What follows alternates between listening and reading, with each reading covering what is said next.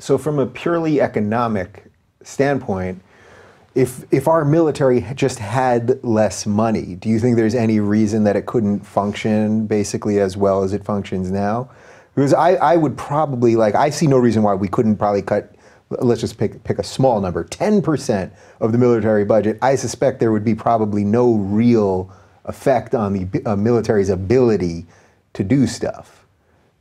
I would not think that a cut in the military budget would have a particular effect. Yeah. Although I know as soon as those words come out of my mouth. Right, you're gonna get attacked. You're gonna get attacked. That's why Right. I went with the 10%. I thought that would be, I didn't say 40%, you know? I think also a lot of it too has to do with what people see as being appropriate for the military. So again, anytime you see people going to try to cut military funding, there is an immediate outpouring of this will make America less safe, which I don't think is true at all. If you look at a lot of the data about, I mean, you are incredibly safe in the United States and in Western Europe for that matter. But certainly, at least from an army attacking you, there's other risks, but those aren't really military risks. Even things like terrorist attacks, which is what people tend to worry about now. I give actually a fairly on a fairly regular basis a talk about the economics of terrorism. And one thing that I do at the very beginning, regardless of who I'm giving the talk to, is I give them a list of two PowerPoint slides just full of things that are much more likely to kill you than a terrorist attack. Give me a couple things. Let's calm people down. Being struck by lightning, drowning in a bathtub. You're more likely to be killed by a toddler wielding a firearm than you are to be killed by a terrorist. Really? Well, babies with guns. I mean, you know, those toddlers can be really scary. I nannied for a while. I know. Police officers, you're more likely to be killed by a police officer in the United States than you are to be killed by a terrorist. And these statistics also hold for Western Europe as well. So how do we then make sense of that? Because that's the media obviously has us thinking that that's not the case. So how do you make sense of that? You mean just in terms of why do we tend to stick with issues of terrorism? Yeah. I think that there are some politically motivated reasons for really pushing the issue of terrorism, making people think that they are a lot less safe than they are. One thing that my co-author Chris Coyne and I look at is how fear is used as a rallying point. Fear can make people more accepting of behaviors of government activities that maybe they were not comfortable with before. For example, if you had told someone in, let's say, 1998 that every time you fly, you are going to have your person and your property subjected to search by government agents, and if you set off some alarm, they can pat you down, including in areas that you may not be interested in having people touch you. People would just say that that was absolutely nuts. But then you have something like 9/11. And then after that, people are convinced that things like the TSA are important and necessary for maintaining safety, even though we know statistically and empirically that the TSA is basically nothing but a giant money suck. Yeah, so I take it you're not a big fan of the Patriot Act. No. Yeah. So what was the goal? Like, what was the goal then? If you were the people that were in charge of writing the Patriot Act, was it then really just, let's just figure out more ways to control the populace, to spy on them? Like, what's the goal then? Is there an economic goal for them? Or is it to make these agencies bigger because that just gets more money going in the system? I think there was the goal of expanding the size of your bureau, so I think that's just the standard economics of bureaucracy. I think for most people when they attempt to pass legislation, and there are some exceptions to this, I'm sure, but I really don't think that most political actors are just nefarious in their motives. I think a lot of times that people are genuinely interested in trying to help people, trying to make people feel safer. Note there is a big difference between feeling safer and actually being safer. But I think one of the things that we miss out on is the consequences that come as a result of a lot of these policies. When you give government additional powers, there's the potential for the abuse of those powers. Yeah. And oftentimes it happens in ways that maybe we can't quite see from the very beginning. It goes back to that linear thinking that we were talking about a few minutes ago. When you think about things in that very mathematical fashion, you miss the fact of like, wait a minute, maybe we should think about this a little more carefully. Yeah, I'm trying to think, is there any instance that you can think of where we gave the government a certain amount of power and then eventually it gave that power back? There must be something, but I can't really think of anything. So there's a really great book by an economist named Robert Higgs called Crisis in Leviathan, came out in 1987. And his work has been the basis for a lot of the work that my co-author Chris and I have done. And what he talks about is what he refers to as the ratchet effect. So you have government that's growing at some standard pace, then some kind of crisis happens, whether it's something like a 9/11 or if it's a perceived crisis. So if every American is laying in bed tonight and thinks that there is a monster under their bed, it can count. that counts, okay. Right, real or perceived crisis. I'm pretty sure that half the country thinks that Trump is under their bed. They right might. Now looking at But there's this outcry to do something to mitigate this threat. And so government will expand the scale and scope of their operation, so they'll ratchet up.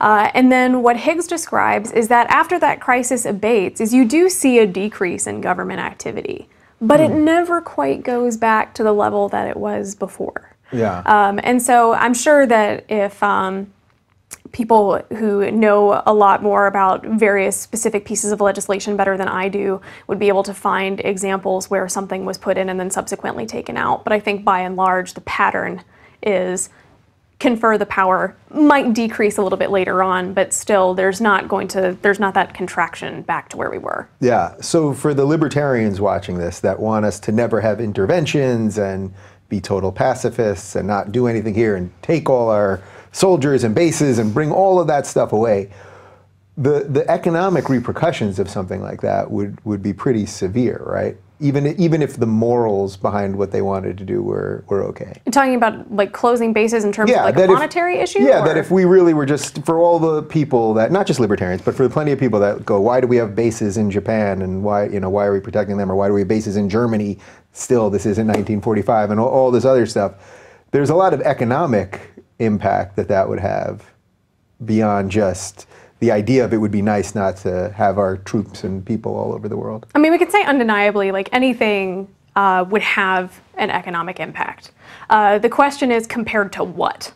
And that is the question that is a lot harder to answer. Because oftentimes when I'm talking to people about foreign intervention, and they will ask me very loaded questions, so things like, well, wouldn't you want to do this thing and prevent this terrible atrocity that happened? Right, I'll ask you some loaded questions in a moment. Excellent. And those kinds of things, it's hard because you don't have a counterfactual. You can't say what would have happened absent all of these interventions. So if instead of having the military budget that we do now, instead of having all these military bases, had that funding been used for something else, what would the economy look like? Yeah. I can't answer those questions, and other people can't either, which is always nice when you're put on the spot to say, I don't know, but no one else knows either. Right. Why is it that the government always has more money for bombs, but then doesn't have money to do other things that you might want them to do? I mean, is that just a function of this whole thing? It's incentives, really. You see, so people are incentivized to put their eggs in some baskets more than others. And when it comes to foreign intervention, again, whether we're talking about things that appear to be benevolent, so whether it's intervention for humanitarian purposes or whether it is an offensive, aggressive intervention, you have a lot of people who have a vested interest in engaging in those activities. As an economist, when Trump was running and he was saying things like, we're going to charge Japan to defend them, and maybe we're going to get out of NATO, now we're staying in NATO, all this stuff that sort of had this populist feel to it of we're not going to spend so much money overseas and all that. Did that stuff resonate with you as like sensible economic policy? I tend to prefer less intervention to more intervention. all of the trade policies, or a lot of the trade policies, so things about, we'll make Mexico pay for the wall or things like that, I think that a lot of that reflects just a poor understanding of economics. Yeah, so who's in charge of his economic policy? Do you know? Do people know really?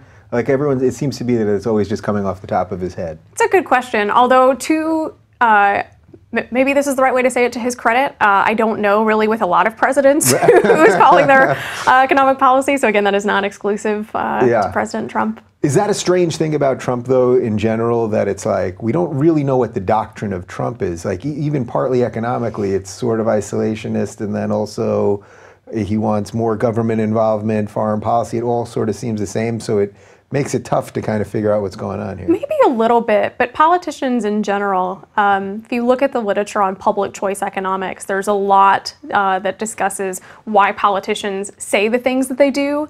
And there's a really good book, Holcomb, I think, came out with in just last year. It's a brief introduction to public choice. It's a relatively short book, but it's very, very good. And he talks about how if you listen to politicians, they'll say things over and over again that sound really good, but there's not actually a lot of substance there. Right. So you'll see things like, make America great again, or, hope and change. All of these things sound really good. Wonderful. But then when you press, well, what would these actual policies look like? There's not enough, there's not really any kind of firm backing there. It's just we're going to talk about things very generally. Yeah. And so is that also just the media's fault too? Like they just love sound bites like that. And if there was a guy, I mean, that's what I think now. It's like if there was ever a year coming up, 2020, where we could have someone that actually really wanted to talk about issues, and let's really talk about the economy, and let's really talk about foreign policy and all those things, it could be this coming election on both sides. And it's like that person would get no coverage. Like if he was just a guy who was like, these are the real issues, forget the slogans, let's just talk it out. There's interesting things to be said about media. I know that there are a lot of people who have researched how media has evolved and changed over the years, and certainly it has, from the time where if you wanted news, you had to go out in the morning and grab your newspaper and sit down, to now where I'm scrolling through Twitter, seeing in 140 characters or less. And so I think that's definitely changed. There's also some interesting things to look at about interaction between government and the media. So one project that I'm working on now is examining how government influences media, particularly after 9/11. So looking at things like selling the Iraq War, or the Department of Defense paying the NFL to do things which look patriotic, things like that. So there's a lot of interesting room for talking about that, I think. Yeah, how much is the government affecting our media directly? I think quite a bit. I'm trying to remember the exact number at this point, but I think it's the US government is maybe the second largest PR firm. So they're spending a lot, both to craft its image domestically as well as abroad. The abroad thing, people tend to, I think, be maybe more aware of, but domestically there's a lot going on as well. Is there any direct evidence of that, like the real direct evidence between government and media? Like sometimes I'll see just out of nowhere, suddenly like a lot of stories will be written about one specific thing at once through all the mainstream, or just even the way the fake news meme, no one had heard of fake news then the day after the election because the election didn't go the way the mainstream media wanted. Then we all started talking about fake news at the same time. And then you see Politico putting out the same story that Daily Beast is putting out and all that. Like, is there a way to directly link some of this back to what the government's putting out there? In some cases, yes. So one of the things that I was reading actually on the plane to come here is looking at that sales pitch that the Bush administration gave to the public for the Iraq War. And there was a point where there was what they were referring to as a feedback loop. So you had people like Vice President Cheney who were saying, well, this is evidence about Saddam Hussein and weapons of mass destruction is coming, that's not from me, that's coming from the New York Times.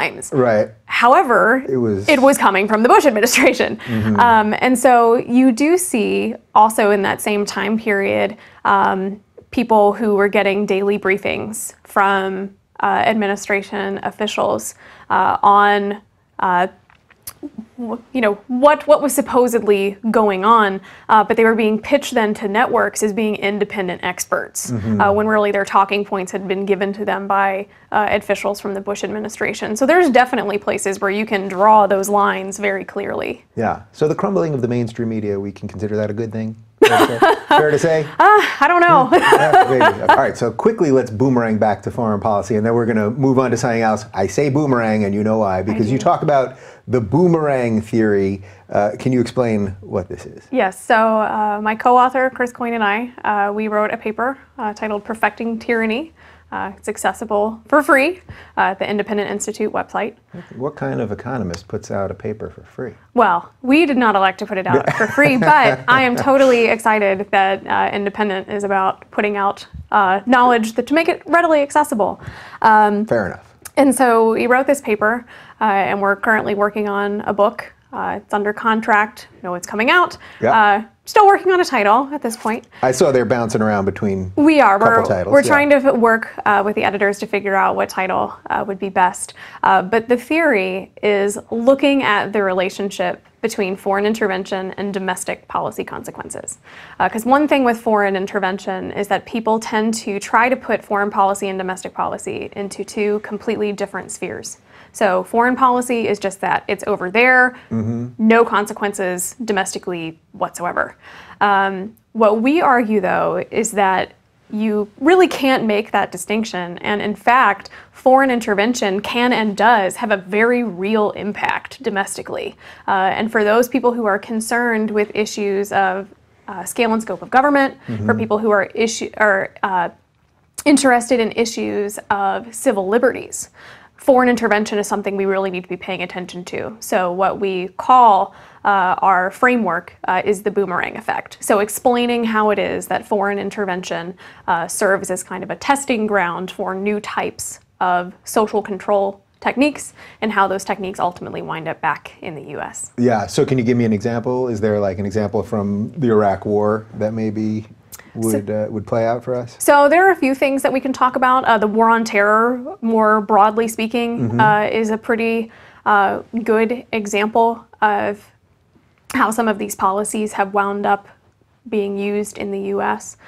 In the book, we talk about a few different examples. So surveillance is one of them. We talk about domestic police militarization and that's connection to foreign intervention, talk about the use of drones domestically in the United States and that foreign connection. So there are a lot of different examples. One thing that has been interesting and challenging about this work at the same time is looking at examples and getting all of the historical knowledge that's necessary. Because one thing about this type of research is that since you are doing case studies, you have to have a lot of historical background.